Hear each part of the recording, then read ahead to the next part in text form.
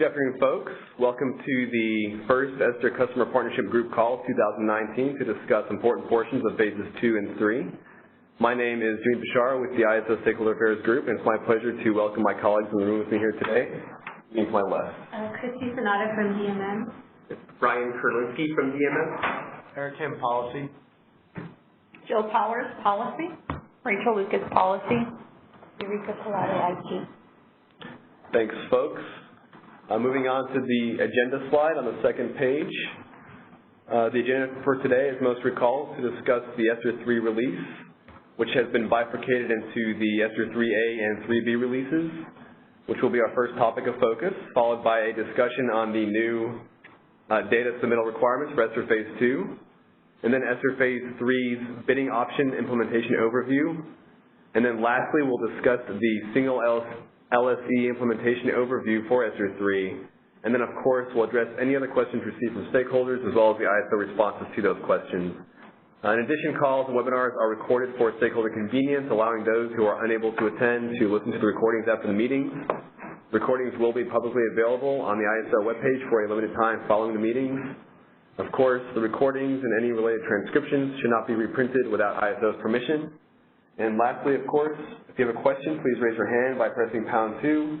And for everyone, of course, please state the name and the company that you represent. And with that, I'll hand it over to Eric. Hello, everyone. Thank you for calling in to our customer partnership group here. We have already kind of been discussing the ESTER 3 implementation through timelines in our the weekly communications through the release user group and the technical user group calls. Today's call is really just to provide a little bit more insight. We've also received some questions from stakeholders so that we could answer some of those detailed questions. So we want to take this kind of as a way to discuss, go over some of the implementation details, and we'll go from there. So we're on slide 3. So on page 3, the review and discussion of ESTER 2 implementation. Phase 2 from ESTER 2 is a priority item for this year. It's new data submittal requirements for approved types of baselines. We'll be discussing the new measurement type base and additional use of current measurement type of TMNT.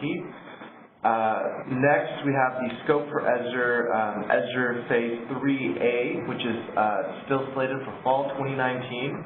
So for those who are not aware, ESTER 3 has been broken into 2 implementation phases, A and B. The first half of 3A coming in this fall of 2019 is going to be the hourly and 15-minute bid dispatch options. And then the second is a removal of single LSE and DLA bid price criteria, including a bid price criteria. So we'll go into a little more detail of what those are going to entail. And just lastly, again, what we're planning to do is kind of go into deeper discussion here through the CPG, but really we want to maintain the weekly communications through the RUG and TUG calls. And so we've included a link at the very end for those who need to understand where those, when those meetings are held, as well as the materials. So we'll go straight into the ESTER 2, which is the next slide on slide 4. Okay. Well, this is Jill Powers, and I'm going to be kind of leading the CPG through some of the ESTER 2 changes. Now, as you recall, ESTER 2 was implemented in fall of 2018. Subsequent to that, we were doing a review and determined that we needed to make some changes due to some non-compliance with the tariff language. So here on page 4, I've provided the tariff language, tariff section 11.6.1, that talks to the data submittal requirements related to monitoring of the new baselines and the new SC developed and submitted baseline information. So on here, basically the issue that came up in terms of noncompliance was that our business practices did not require the SCs to submit the calculated customer load baseline as defined or as indicated in this tariff section. We did have a requirement for submitting the actual underlying load data, and that data was submitted to a measurement type that was developed specifically for that baseline load data, which had the measurement type CBL. But this was determined not to fulfill the full requirement to provide customer load baseline as was indicated in the tariff. So that was the changes that we determined needed to be, were identified in terms of being non-compliant. So on page 5, we'll move to slide 5, the compliance assessment resulted in requirements that will have an impact to participants. And this impact is that there will be a new data submittal requirement for each of the approved ISO baselines. And I did want to point out this is what you received in the external BRF, the technical implementation details were included as part of the ESDR 3 implementation process. Even though this stemmed from the ESDR 2 initiative due to non-compliance, identification, assessment. So these data submittal business requirements were included in the ESDR 3 business BRS, business requirement specification. And these, I just wanted to highlight, these BRQs are BRQs 001 through 007, and those ones are the ones identified for ESDR 2 compliance.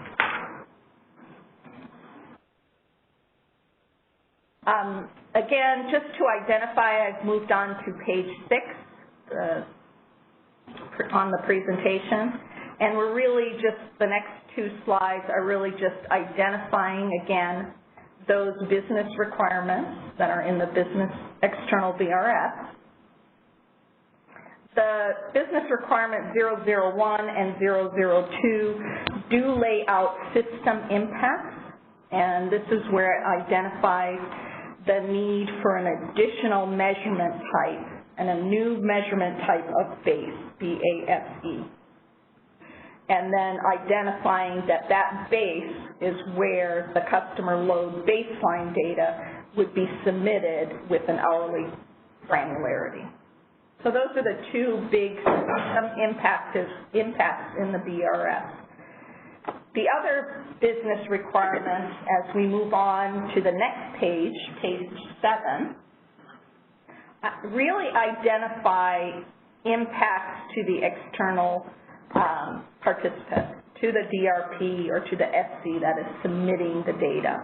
It just really goes into more detail as to what data needs to be submitted and how often it needs to be submitted and the requirements on those submittals. And the final one, although it does show an impact assessment of impacting the MRIS system, it's really about data retention. So those are the BRQs 001 through 007 that are there because of the ESDR 2 compliance item.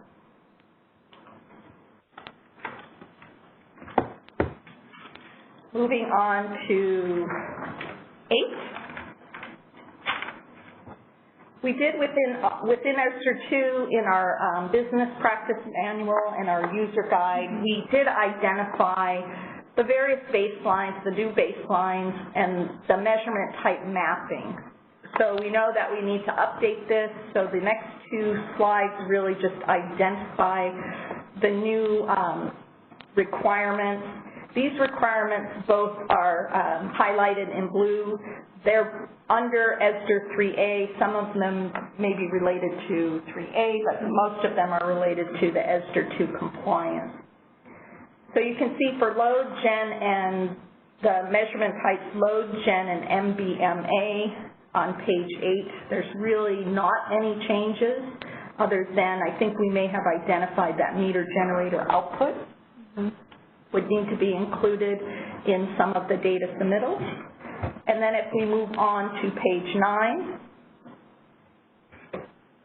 you will see both significant changes to the CBL, what is actually being submitted, new data submittal requirements for the MGO baseline under the measurement type TMNT, which we're going to be utilizing, and then the new measurement type of base, which is where this additional baseline data will be submitted for the identified baseline method.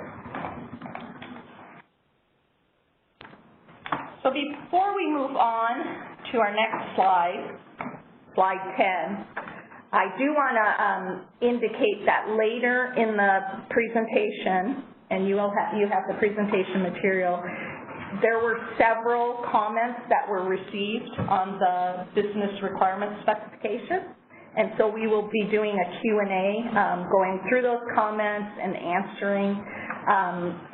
So I think most of the questions will come out in that discussion, but I did want to open it up to see if there was any questions on anything I've gone over so far. And we do have a question in queue. Caller, your line's now open. Hi, Jill. This is Noah from Olivine. So I just seeing still that there do seem to be fewer requirements for MGO without a 10 and 10 addition to. Is that like there's not a baseline submission requirement still, although you are adding a generation requirement with that treatment addition? Correct. So the strict MGO, the fact that this is just for those cases in which it's the generation offset only, that's what we're referring to when we state it as meter generator output. That's just the generation offset only. We do want to capture the data from that that behind the meter energy storage generator. So that is why we're reusing TMNT to collect the gen data for MGO. And that would be but you will not be collecting the baseline. Correct, because there would be no baseline in terms of the utilization of the day matching, weather matching, or control group. Now, we would be collecting under base or the third option of under MGO, which is the MGO with the 10 and 10, which is really indicating that you're utilizing the generation offset as well as you're calculating the load reduction utilizing one of the other day matching, weather matching, or control groups. So it's a combination of those two. So what we're doing is we're collecting that baseline data for the load reduction under base and collecting the generation data, the generation offset data under TMNT. So is there are there no plans then to collect the MGO baseline, the 10 and 10 like hours? Correct. We will just be collecting the gen data, and in its use we will be able to reference what that baseline would look like. Okay. Okay, thank you. Yep. And there are no further questions in queue. Okay, good. So we'll move on to page 10, and we wanted to, we did have some question about the collection of the base measurement data and whether or not this would be for an unadjusted baseline or an adjusted baseline. So we did receive that those questions, and we contemplated that. And so this is an illustration of when adjusted would be submitted and when unadjusted would be submitted. So what it indicates is the base measurement information, we're requesting it be submitted. Each hour of demand response resource is bidding into either the day-ahead or the real-time market. Did want to mention it is at hourly granularity, and it does apply to all baseline methods. This particular example shows a particular market trade date. And it shows several hours in which there's bids in the day ahead from 14 to 21, and then bids in real time from 17 to 22. And then it shows an actual dispatch in the hours of 18 and 19. And when I state dispatch, we're qualifying that when there is a TEE greater than 0 for those hours. So it shows that the base submission would be required for all hours 14 through 22, because those are the hours in which there was either a day ahead or a real-time bid. And then the last row indicates when it would be submitted as adjusted or unadjusted baseline data. And as you see, the adjusted baseline data would be only for those hours in which the total expected energy is greater than 0. All other hours would be submittal of unadjusted baseline data. So again, we did have some questions on this, and we'll repeat the Q&A at a later point in the presentation, but I did just want to, we did want to kind of lay this out, this example. It helps to identify when this baseline data is to be submitted, adjusted or unadjusted. And I'll take any questions on that particular slide 10. Thanks, Jill. As a reminder for folks, please press pound 2 to enter the queue.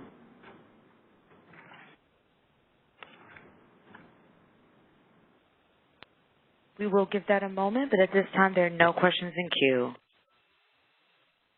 Okay. So we'll move on to slide 11, and I'll let Eric take it from here. Sure. Well, first, the slide 11 under the scope of implementation phases, I've already mentioned this. We've broken into 3A, 3B. 3A is what we'll be focusing. Our main focus today on the CPG will be on 3A, which is coming in fall 2019. Again, we have the hourly and 15-minute bid dispatch options that are open for PDR. The energy schedules and awards and instructions will be provided by the Customer Market Results Interface, so CMRI. This means that resources, PDRs that elect the hourly or 15-minute option will not be receiving ADS dispatches. And it's not going to be included in this phase of the implementation, but it will be included in a future implementation. But for the moment, the current process would be that scheduling coordinators will need to look at the CMRI, look at the Customer Market Results Interface, to receive their awards and dispatch schedules. In addition to this, Phase 3A is going to be removing the single LSC requirement as well as the default load adjustment, and it will be implementing or including the bid price criteria, which is, just to remind folks, is the net benefits test price that is published on a monthly basis will be a criteria in which the demand response resource, the PDRs, will have to bid at or above that monthly price, and that is going to be a bidding rule in which that if the price does not come in at or above that, it will be rejected through citing. The scope for Phase 3B is pushed to fall 2020. That's going to include our load shift resource under the PDR model, as well as the EVSC baseline measurement. We do have a question on the EVSC baseline measurement, so we do address that in the latter slides. We can go to slide 12 or page 12. Okay. So, next slide. Thank you. So, viewing energy schedules and awards through CMRI. So, as I mentioned before, if you do choose the PDR, the scheduling coordinator does choose an hourly 15-minute option. There is sort of this way where you have to look at the awards and the schedules through this interface, you would be receiving your binding schedules and awards by looking at these reports. First, for the 15-minute, under the 15-minute option, you would look under CMRI, you would look at the 15-minute market schedules, which we have circled in red, and those who've chosen the hourly option will look at the real-time unit commitment or RTUC advisory schedules, and that is the second circle underneath. On the next slide, page 13, this is if a PDR is selecting the hourly bid option. You would choose the real-time unit commitment advisory schedules. And what you can see there is what your schedule or what your award would look like at the beginning of the hour. And so we've shown here an example in which the award was for 0.01 megawatts. It's published as an advisory, and it's published under the real-time unit commitment advisory schedules. But the scheduling coordinator will have to understand that this is a binding award for that resource. So the RTUC runs in the report. This report will be published in CMRI 52.5 minutes before the hour, and the scheduling coordinator will be responsible to make sure to deliver that award, that awarded megawatt amount. As you can see, those are the three under the hour 20 for what's circled or what the red box is surrounding is the 0.01 megawatts is, you want to look at the first row where it says the product of energy, the schedule type is cleared, and the awarded amount. And it's really the sum of the market and self in which that energy cleared means. But that is your final binding award. Okay, next slide under page 14. If a PDR elects the 15-minute option, it will look at, under CMRI, it will look at the 15-minute market schedules. Here, the awards are published as binding for PDR selecting 15-minute bid options. It will run and report as published at 22.5 minutes before the start of the binding interval. You can see here again, we're looking at a FMM schedule, what it would look like in CMRI for the scheduling coordinator. You could see that here you can see that there's an award that's the award that's published for every 15-minute interval. Looking at on the right, you can see interval 15, interval 1 for the first 15 minutes. That is your binding award there with 0.01. And at each time that FMM, the 15-minute market runs, you'll receive a binding award for each interval, for each preceding interval. Again, you're going to be receiving this report 22.5 minutes, but it will be the scheduling coordinator's responsibility to take a look at what their awards are in CMRI. So just want to pause there and see if there's any questions or comments on this.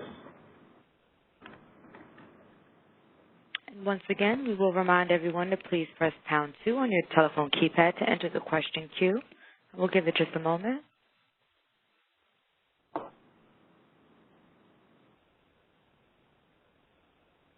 Okay, and we do have a question in queue. And caller, your line is now open. Hi, this is two questions. One of them maybe is obvious. Are there APIs for CMRI that scheduling coordinators can utilize? And do you have any idea of how quick the publishing will be of these awards? Because it's not always coincident with the actual time when the market is supposed to clear. Hi, this is Eureka. With regards to the API for CMRI, they're already existing in production. For getting the FMM binding results, you should make use of the Market Awards API. For the RTUC hour ahead results, you should use the Market Schedules API. With regards to the timing, CMRI is dependent on the output of the market itself. So as soon as CMRI gets the results after each market run, we would publish them as such. Do you have any sense of if that's pretty good performance? I mean, I just know the ADS has like a 3 minutes delay, so I was just curious if this one is better or worse. Yeah, it should be give and take, I'd say, a minute or two since CMRI needs to process the data. But it should go along the lines of as what we went over on, like, report is published 22.5 minutes before. We should be as close as that. All right, thanks. Eureka, what were the two APIs? Can you go over those one more time? So for this 15-minute market schedules, it's the Market Awards API. Market Awards, okay. And for the hourly, the Market Schedules. Okay, Market Schedules API. And those are already out there in technical specifications. Yes. So we'll include this information in the RUG and TUG forums as well. Okay. I took note of that. But however, they're already out on technical specifications under these two. Okay. So that's available to them. Yes. Okay. Thank you. And we do have another question in queue. Caller, your line is now open. Hi, this is Ray Khan from PG&E. We wanted to double check in regards to designation for bid options. If we don't select a bid option, say 5, 10, 15 hourly, does it get defaulted to hourly? It will get defaulted to 5 minutes, or just like any other generator that doesn't have a bid option. Go ahead. Yes. Okay. So yeah, it would stay as it currently is, and then you would have the option to select hourly or 15 minutes and identify those specifically in the master file. Correct. Thank you. Okay. There are no further questions in queue. Okay.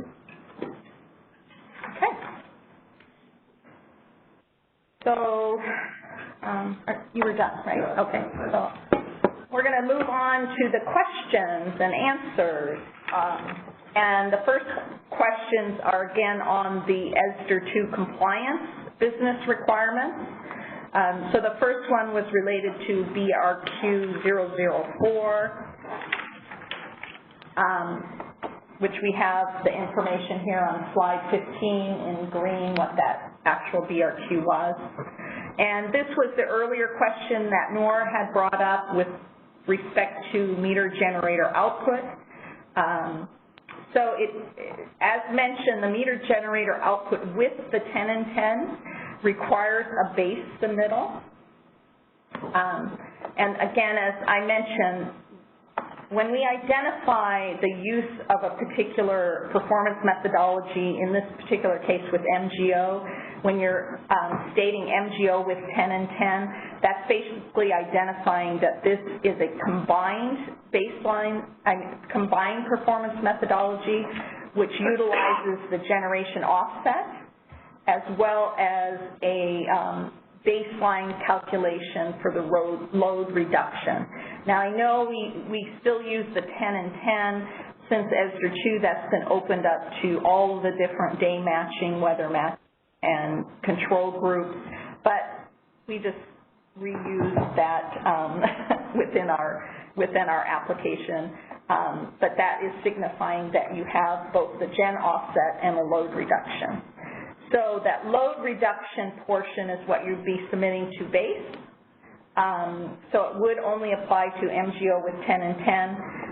However, even with that selection of a performance methodology, the MGO portion, the generation offset portion, will be submitting its generation data to the current measurement type of TMNT. So we're reutilizing that for that purpose. And that really alludes to the second question with regard to MGO and utilizing TMNT. And so I think hopefully I've answered that question. The fact that there is two differences between MGO and MGO with 10 and 10. MGO requires the submittal of the gen data to TMNT, which is the generation offset. And then anything utilizing a baseline methodology to determine the load reduction, that would also then require to submit base information. So that's really what this Q&A is about. Is there any more questions on MGO? Because we did seem to have several kind of comments, questions on that. Again, if there are any questions, please dial #2 to enter the question queue. We'll give it just a moment.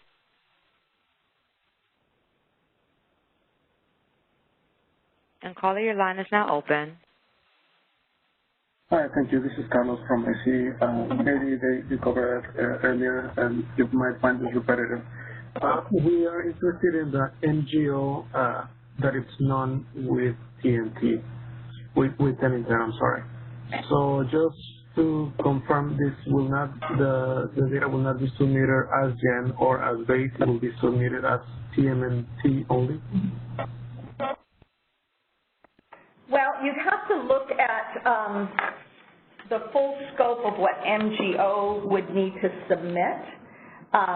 And the submittal requires the actual demand response energy measurement, which is under our DREM. So that's the actual calculated generation offset resulting in a load reduction. So that's under DREM, which I did not, I'm looking at our mapping, and I don't see that here. So maybe we just inadvertently left that off on the presentation. So MGO would require...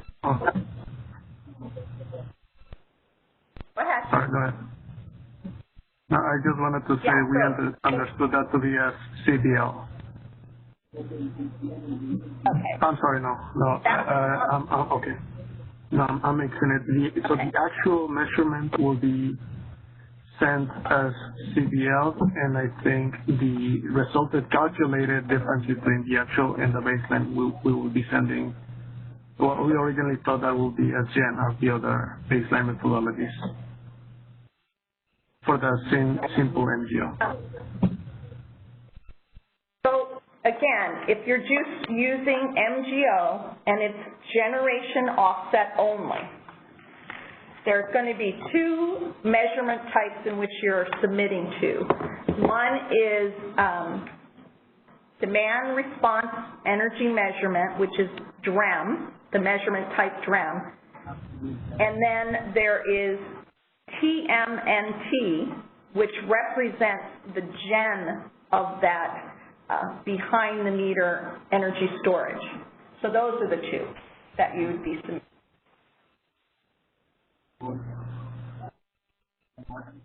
All right.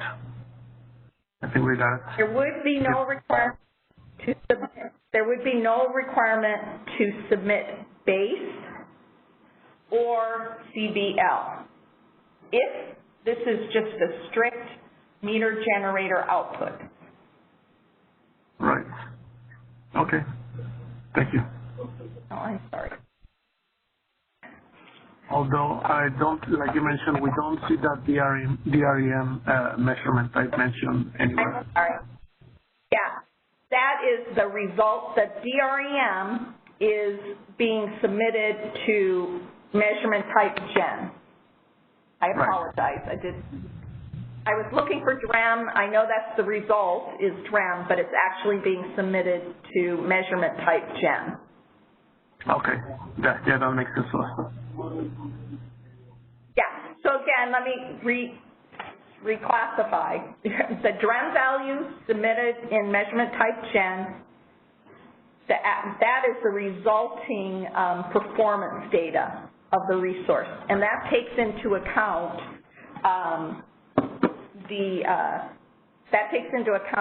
the load. Sorry, that's the normal generation from that energy storage. So that's GEN, which is demand response energy measurement. The TMNT will be the actual devices, generation device metered value. Yeah. All right, great, thank you. Oh, sorry, I got confused on that. I got myself confused. And we do have another question in queue. And caller, your line is now open. Hi, Joe. This is Noor from Olivine again. Is there a way you want us to send do you want us to adjust the data from the MGO device if there's export from the whole premise?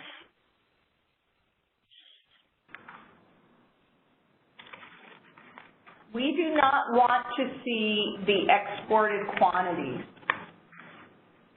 So yes, it would be an adjusted GEN value. What we're attempting to capture is what the GEN values that are being utilized for your demand response energy measurement quantity. Okay. Is there? Can you update the language and whatever future documents are to account for that? Okay. Are you thinking that would be in the mapping document, or just the BPM kind of explanation?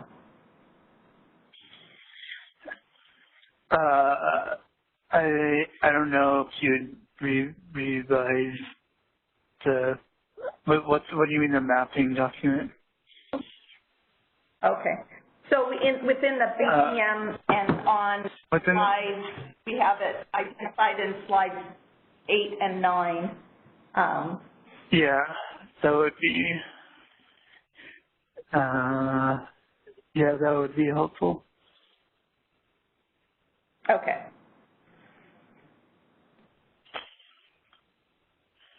Yeah, we can do that. We'll make sure that that's clear somewhere. Okay, thanks. Thank you. And we do have another question in queue. And caller, your line is now open. Hi, this is Lori at PAC. Where are these questions coming into at this point for ESDR 2? Are they coming to City, or was there an open comment period? So this is Jimmy Bashar. We accept questions either through City. We'll carry them forth through this form if they're appropriate. And we did make an announcement in the previous RUG, Release User Group meeting, to direct any inquiries to the initiative comments box, and we would address them through ESDR Phase 2. But whatever your normal inquiry process would be, if we see any questions coming up for implementation that bubbles up to this forum, we would address them here. Great, thank you. City would be, so City, if that's your normal avenue, please submit them through City. Okay, and can you also remind me what the TMNT stands for? We utilized it originally for control groups and the submittal of the treatment group, so we identified it as additional data needing to be collected in the development of a baseline for a control group. So the term was treatment. But because we have this measurement type and we have the ability to collect this other data on that measurement type, we're going to utilize that as well for meter generation output. Okay, so it's not an acronym. Not for this new data requirement. Okay, thank you.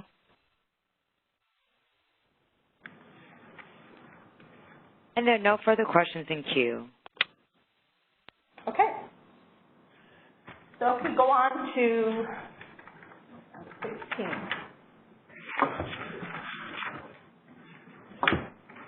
So this is the requirement for the customer load baseline data, the data that is now going to be submitted to measurement type of base, for it to be submitted for the hours that are bid, for the trade dates and the hours in which these resources are bidding into the market.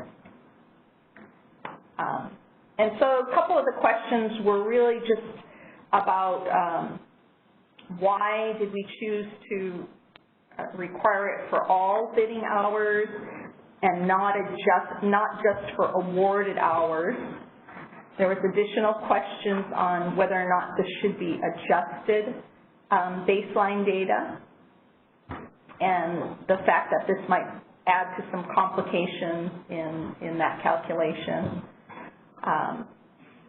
So the answer really is about, why are we wanting to see this? And it's really about providing the ISO with transparency as to the availability of the load that is being bid in to the market and available to respond to these bids.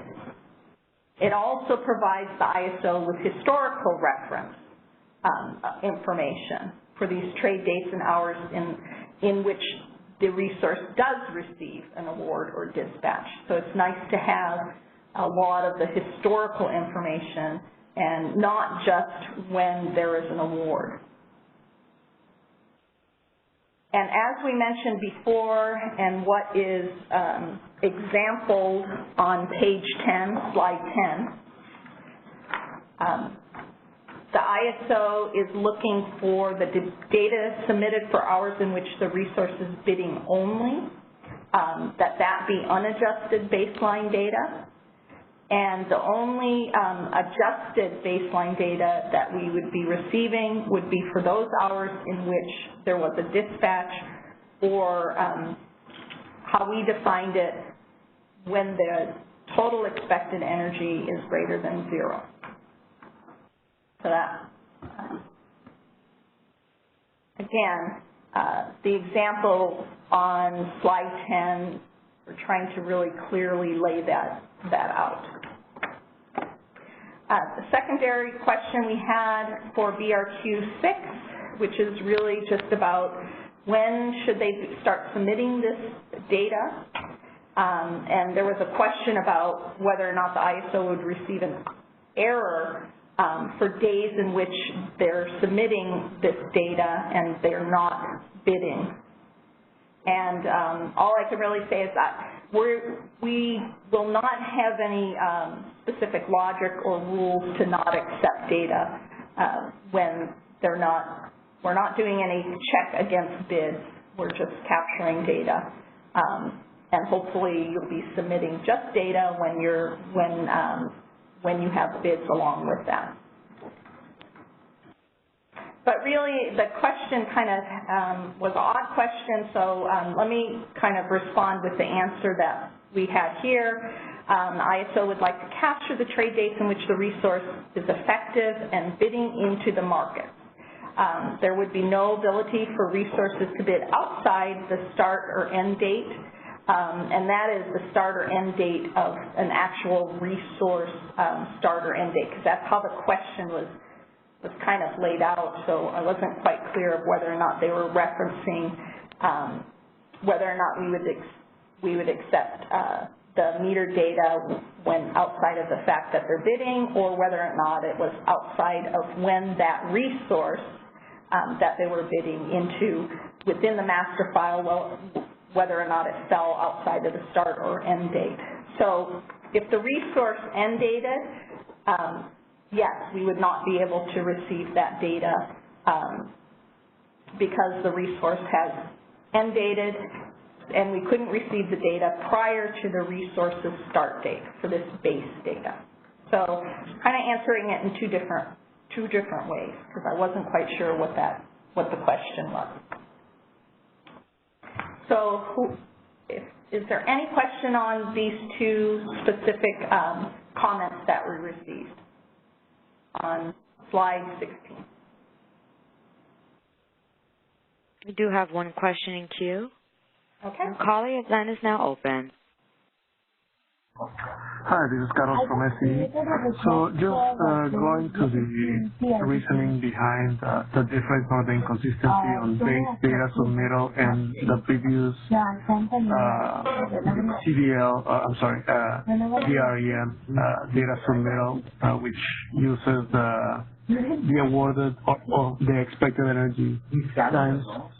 So the conflict that we see here mainly is like I mentioned, the inconsistency. If this language were to cover both, if the same language were to cover both submissions, I think it will reduce the complexity of redundant calculations and submissions. If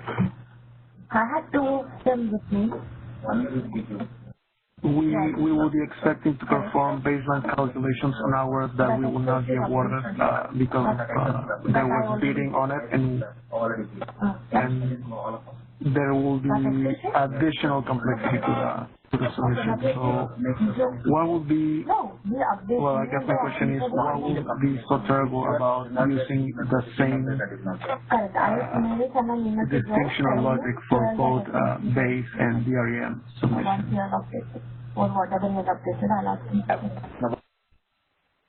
Yeah, that is a question we have received, and you know, we did look at whether or not we would just like to see it when the actual bids were awarded, and there is a total expected energy greater than 0, which is how we have the actual performance submitted.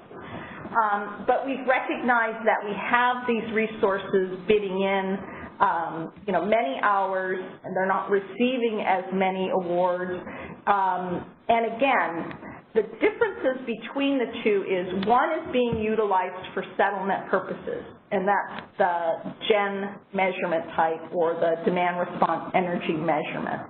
So that is why we kind of limited that for our own system purposes to just those periods in time in which it received a dispatch, because it's used for settlement. Now, this other data that we're collecting is really used for monitoring purposes. It's really just our reasonable assurance that the data that is being submitted as for the demand response energy measurement actually represents the load curtailment, as well as we would like to monitor whether or not the bids accurately or reasonably reflect the capabilities of that resource. So that is why we're asking this to be different.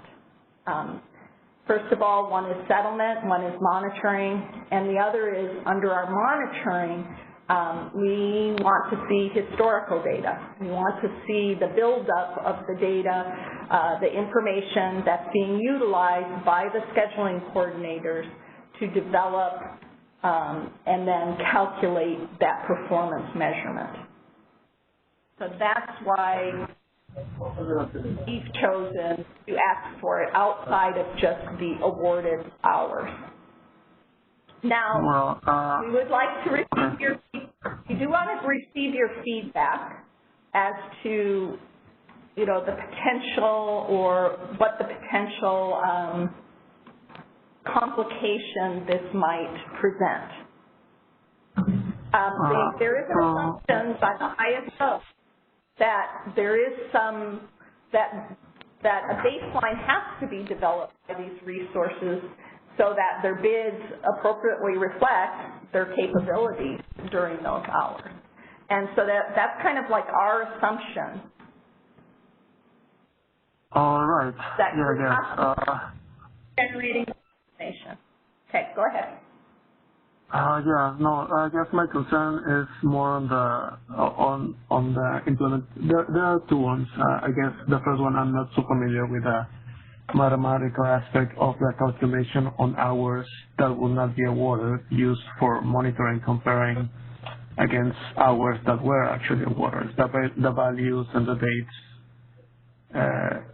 I guess, I mean, so if the performance base is, so to get this base value, you will have to execute the performance calculation on an hour that you were not awarded. I guess the question will be, should I calculate on the historical hours that were also not awarded as if they were? I mean, how the formula changes. Should I try to calculate the baseline on an hour that I was not awarded with only awarded days for that hour, or should I take them all? I guess it kind of goes into the formula implementation a little bit different. And the other one is just that I guess our implementation basis on only the need of actually doing a performance calculation on hours where we get awarded, which is we tend to see a tendency of being similar hours throughout several days. So I guess that the implication on the formula for non-event hours, again, where you're requesting this calculation is something that is not very clear to us. Okay, we can try and be clear on that. Just off the top of my head, in terms of the baseline calculations would utilize the same methodologies outlined. It would be utilizing the same, determination of like days, determination of days in which there was an award or an outage, and determination for that hour, because baselines are on an hourly basis, what that would look like. I don't understand the overly, what might be missing in terms of treatment of certain historical days, because like in a 10 and 10, you're looking for 10 days with that type of information, as well as 5 days with that type of information. It may get more complex, and this is where it would be helpful to get some feedback on the weather matching and the control group. Yeah, I guess okay, maybe I don't understand. So let's say a simple 10 and 10 calculation for an awarded, and on the same day for an awarded hour will give a small difference for a small hour, but it will give a big difference for an hour that was not awarded, but it's using as reference non-awarded hours. I guess I'm sorry, maybe I'm confused. Yeah. So for the 10 we use historical non-awarded hours to calculate a difference with an awarded hour, and that's I guess the performance. But the number will be significantly larger for these non-awarded hours who were also bidded. So I'm not sure how those numbers would benefit in any way.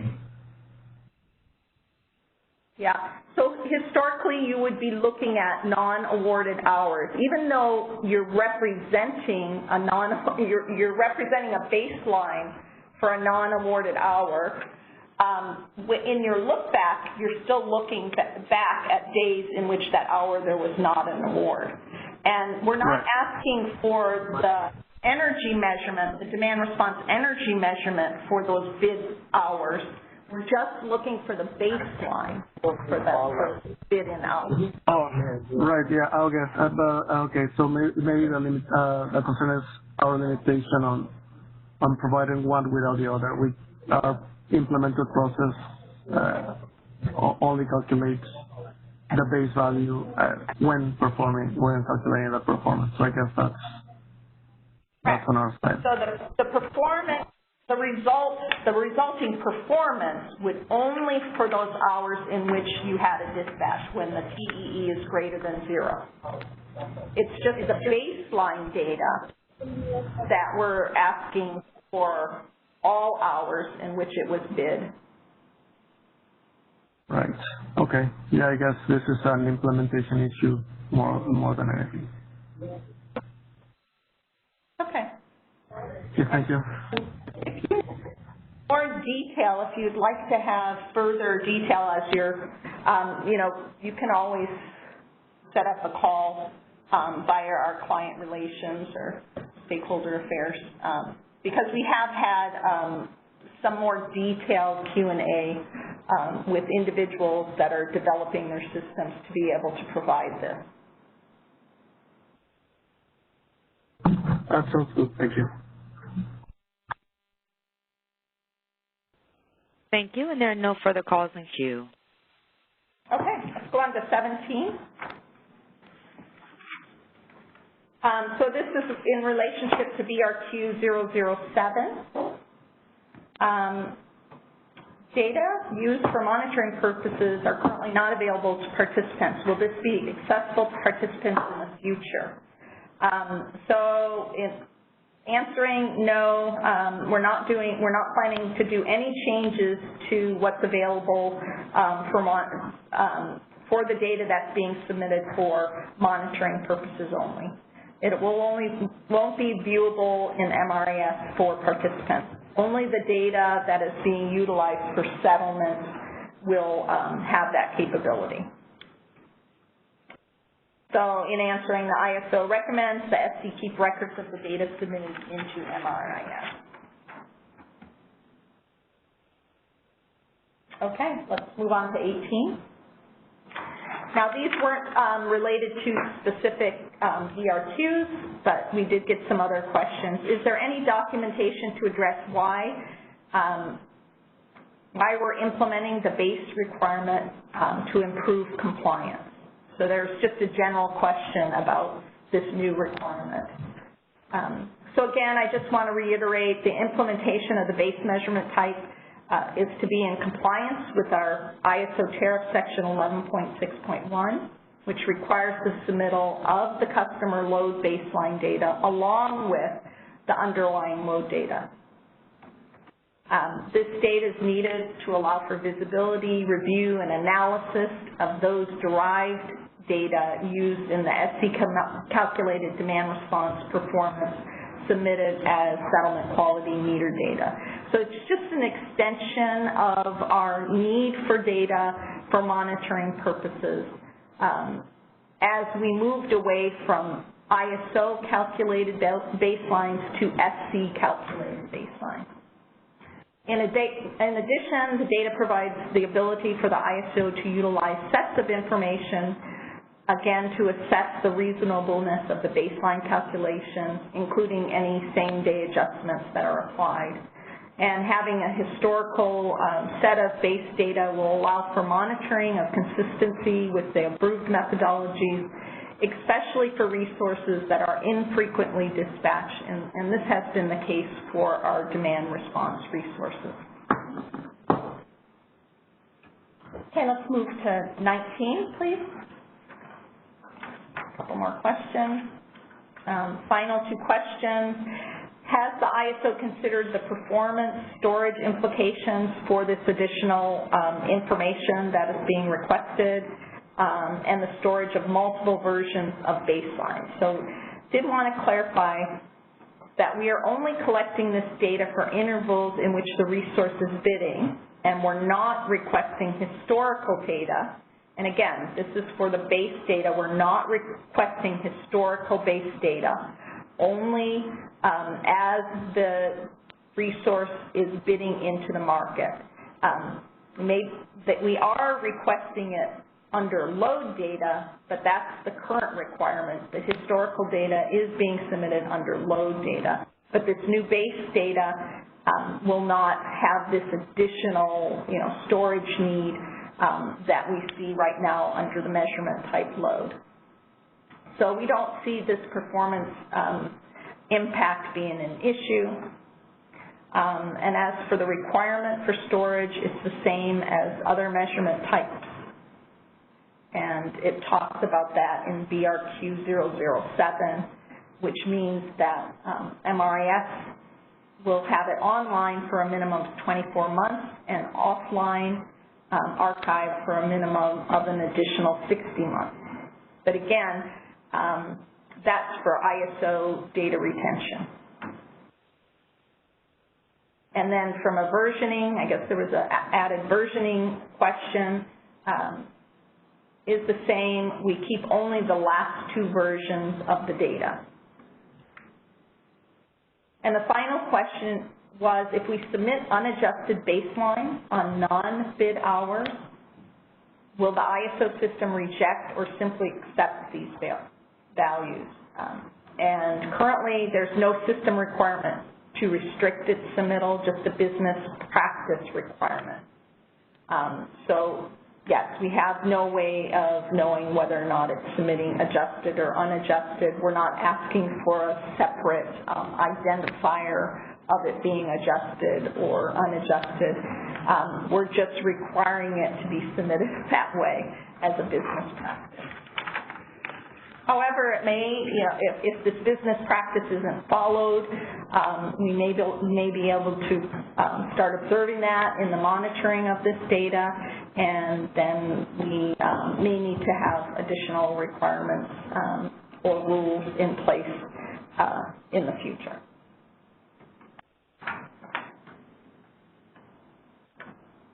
So I think that's all the questions we had on the ESDR 2 compliance requirements. So I can take any final questions. And again, if there's additional questions on this, please submit the city tickets or reach out and we can set up additional one-on-one type meetings if people want to get into more detail for their own development purposes, system development purposes. Thanks, Jill. As a reminder for folks, #2 to enter the queue as we wrap up our session. Let me have a couple more. And we do have a question in queue.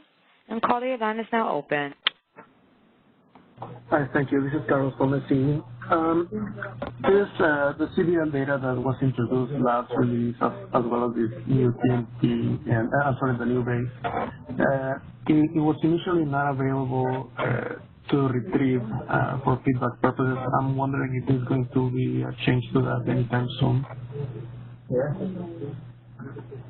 Yeah, that was one of the questions we did receive, and no, we're not making any changes to that retrievability for monitoring data. So again, that was kind of the comment we stated, that if you are submitting it, you should be keeping versions of that on your side. We'll be able to retrieve it from our MRIS system. For last one. All right. Thank you. Okay. That'll be like the first.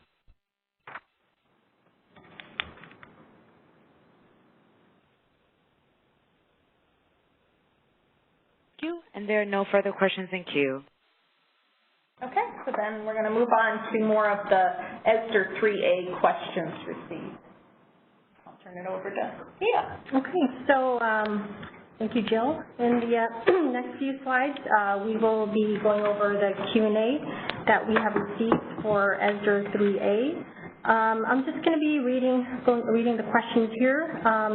The first question we received is regarding BRQ 001. Bid option type, the BRQ stated that the in-practice system is master file.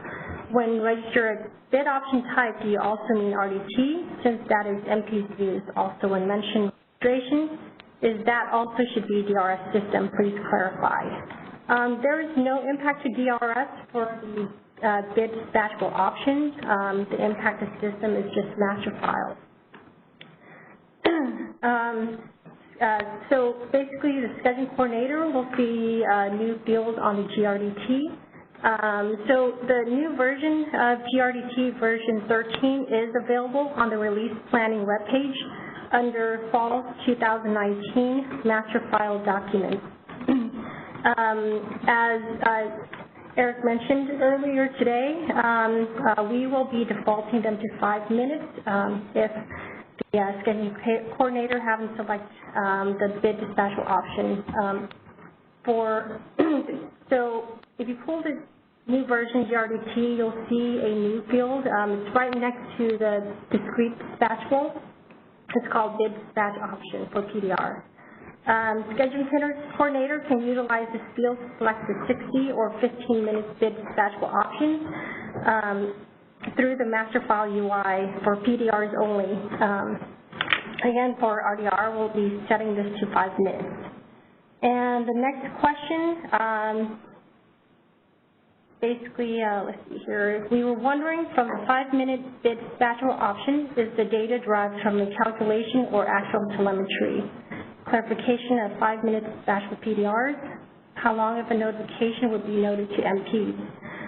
There is no proposed changes to the 5-minute bid dispatchable option and the notification time of 2.5 minutes for the RTD.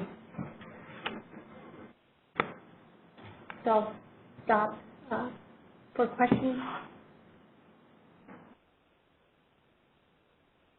This time, there are no questions in queue. Okay, we're on slide 21. How often can PDRs change their bid options? The bid dispatchable option is a modifiable field. SD can change anytime within the master file timeline, which is between 5 to 11 business days. The next question here is, on the slide, ask about the DLAP mapping. In master file, we will continue to map the DLAP to the SDID that represents the load serving entity. The mapping that will no longer be required is the DLAP to the resource ID. We will keep the existing DLAP. These will be retained for historical data purposes in DRS and master file. We'll have a transition plan here in place, and we'll communicate that to the market participants. Looks like I missed here. There's also questions in regards to submitting DLAP, and will the system accept this data? If the DLAP is submitted in DRS, the system will ignore the DLAP. Any questions? Again, we will remind everyone, if you have a question, please dial #2 to enter the verbal queue. At this time, there are no questions in queue.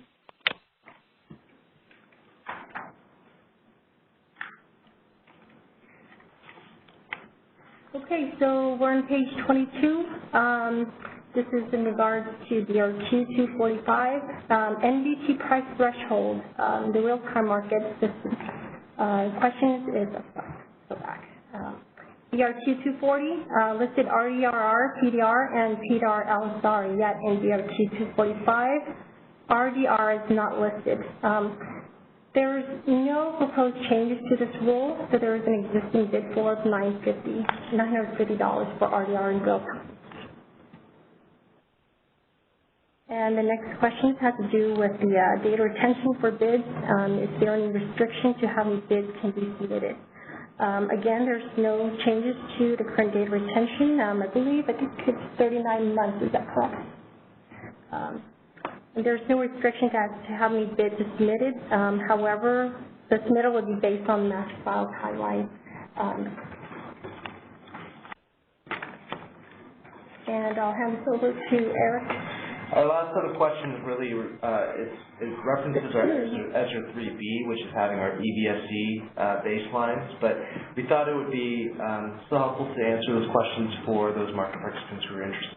But again, just going to remind the group that this is a fall 2020 implementation date. The first question was, 2 of the 11 performance methodologies for EVSE registrations are listed as EVSE res and EVSE non-res without further qualifiers. Do these assume a performance methodology? And if so, are they the 5 and 10 for residential, 10 and 10 for non-residential? As an example, does EVSE res assume a 100% EVSE PDR, while EVSE res plus day matching 5 and 10 assumes a combination of EVSE and non-EVSE demand response, whether always at the same service account ID location or some sub-metered EVSE only sites commingled in a registration with standard sites.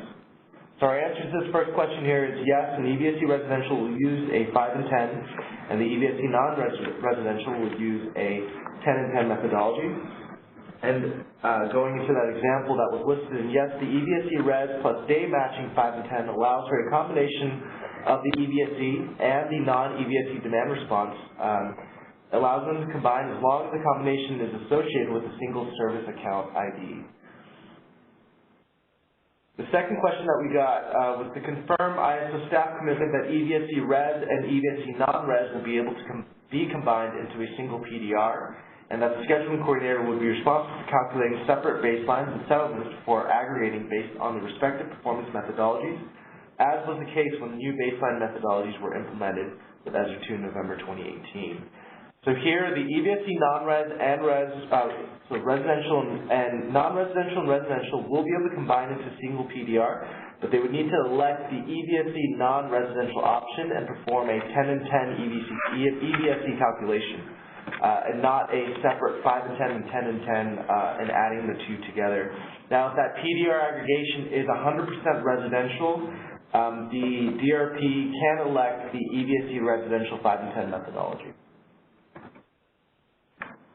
I'll stop here, and actually that is our last slide before the next step slide, so we could take this time for any last questions, clarifications. Again, if anyone has any questions, please dial #2 to enter the verbal queue. We'll give it just a moment.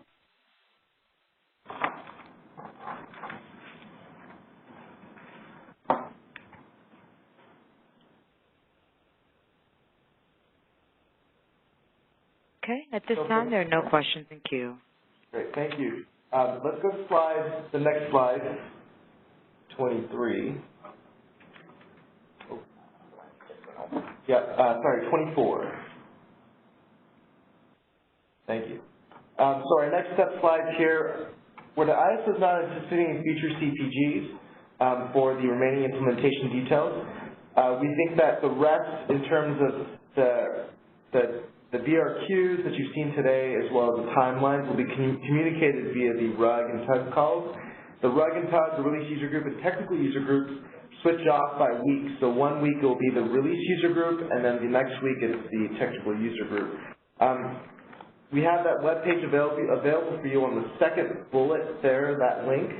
But our presentation here that we covered today is the first bullet point where you'll see the presentation that we had.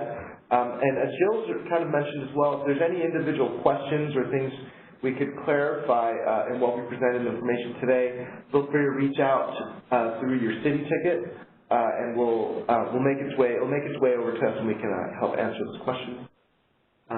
Jimmy, you want to close this off? Anything else? Yeah, thanks, Eric.